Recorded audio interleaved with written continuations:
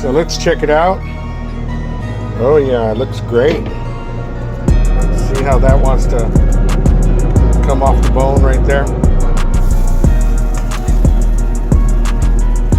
Look at that.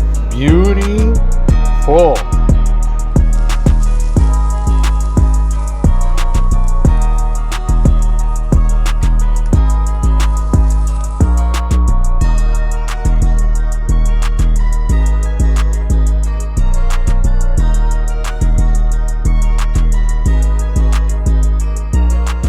Hello again, my good people. I finally got around to make a birria tacos video, so here it goes. We start with a bone-in chuck roast and a boneless chuck roast, both under 2 pounds each. We'll be using just a simple salt, pepper, garlic, and onion rub mix, which is 2 parts pepper, 1 part salt, 1/3 part garlic, and 1/3 part onion.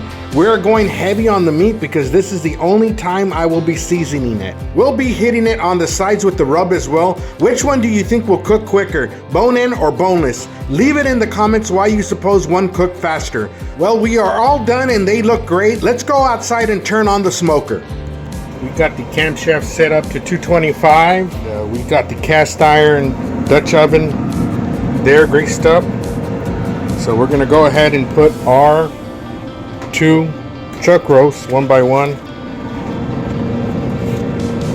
and we're going to leave this open on top. We will leave the Dutch oven open on top so the meat can take in some smoke while it still retains its juices. We will come back later so we can flip it over and the other side can get some smoke as well. And of course we are filling up our wood box.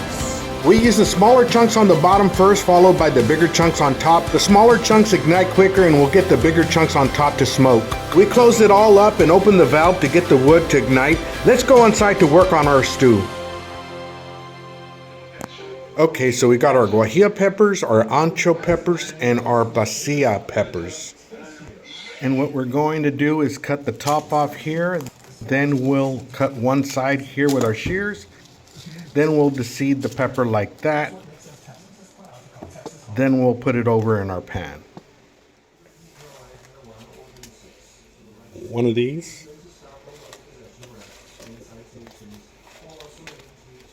3 of these. And 8 of these. We are gonna toast them for about a minute to release some of the oils in the pepper. Now we'll add a whole bottle of water to them to soften them up and make them more pliable.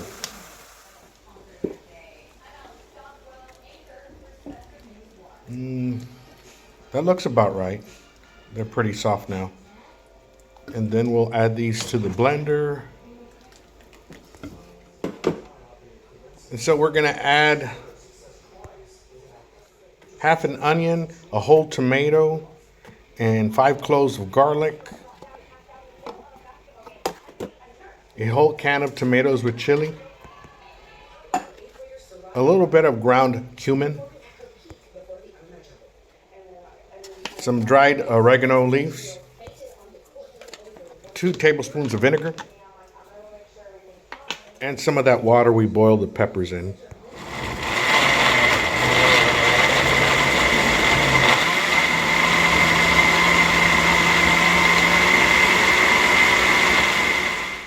And a little bit of salt. And the rest of that water.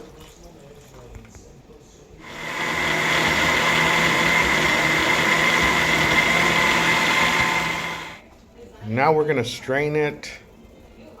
I should have bought a bigger strainer.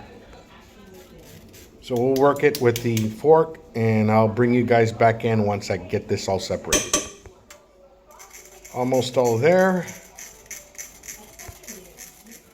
And finally we're all done. So let's go outside and check the chuck roast. So let's check it out. Oh yeah, it looks great. Got a little bit of more water in there. I'm gonna flip it down one more time. And then put a little bit of water to create some broth. And I'm just gonna put about half of this. Well, I'll just put the whole thing, I guess. Okay, see if I can do this with one hand.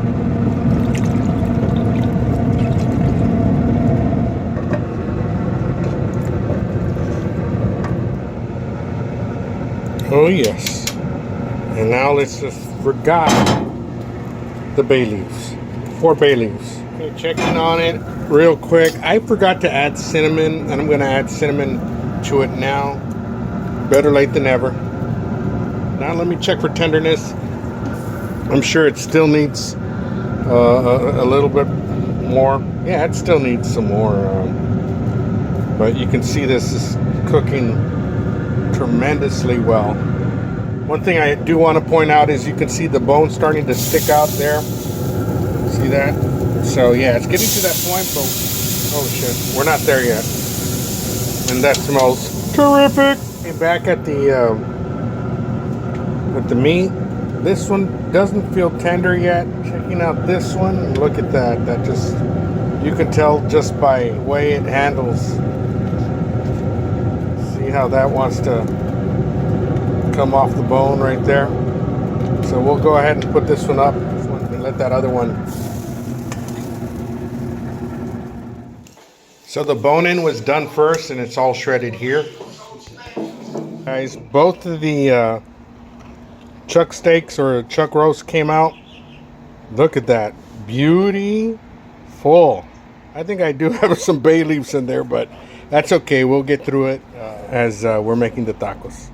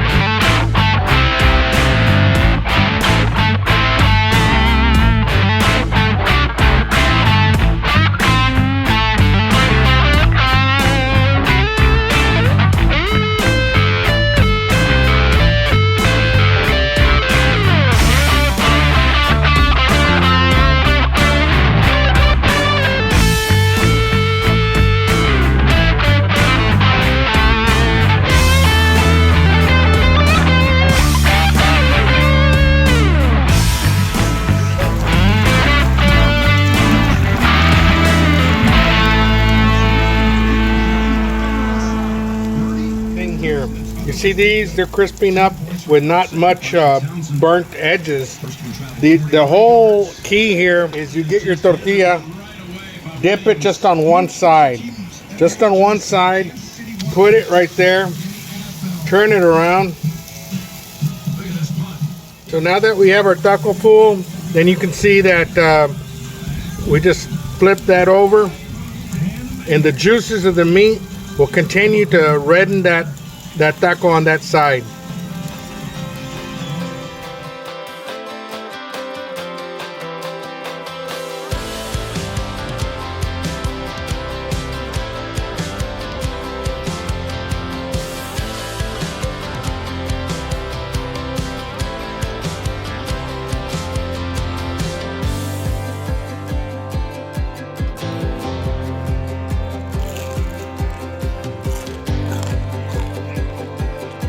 These turned out crunchy and fantastic.